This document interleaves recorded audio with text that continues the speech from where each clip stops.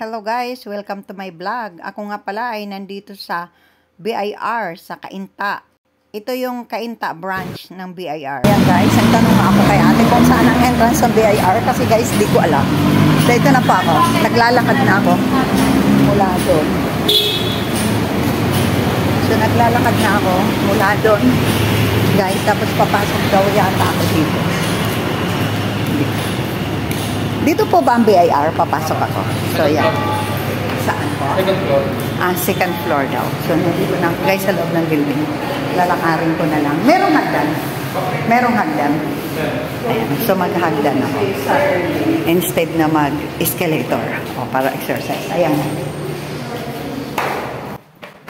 Ayan. Mahilig talaga ako maglakad para exercise. Mukhang bago tong building na to. Ayan. Mukhang bago. Bago yata ito eh. Tama. Bago nga ito eh. Second floor na ito. BIR. Thank you. Ayan po. Nagtanong nga kay Kuya. Ayan. Thank you. Saan po ang BIR? Papasok. Ayan. Dito na ako guys. Papasok na ako sa loob ng BIR. Hindi pala basta makakakuha ng TIN ID. Wow.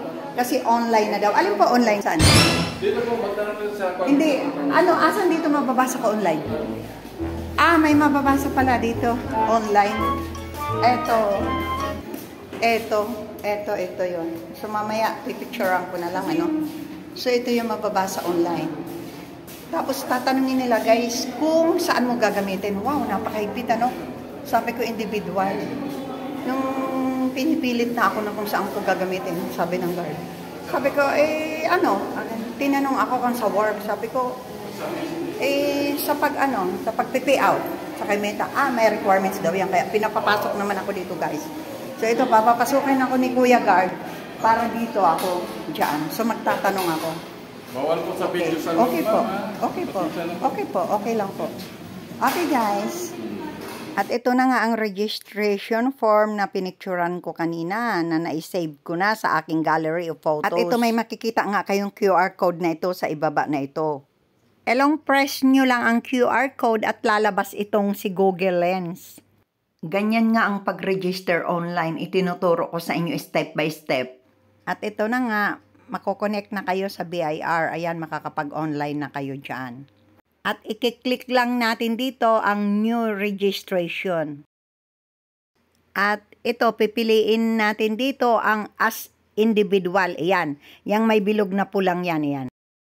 Ako nga pala ay pauwi na. Ito yung BIR sa Cainta. So, yung hindi nakakalam ng BIR sa Taytay Rizal ay nandito na po siya. Wala na yung dati na katabi ng munisipyo ng Taytay Rizal. Dito nga pala ito sa tapat ng SM East.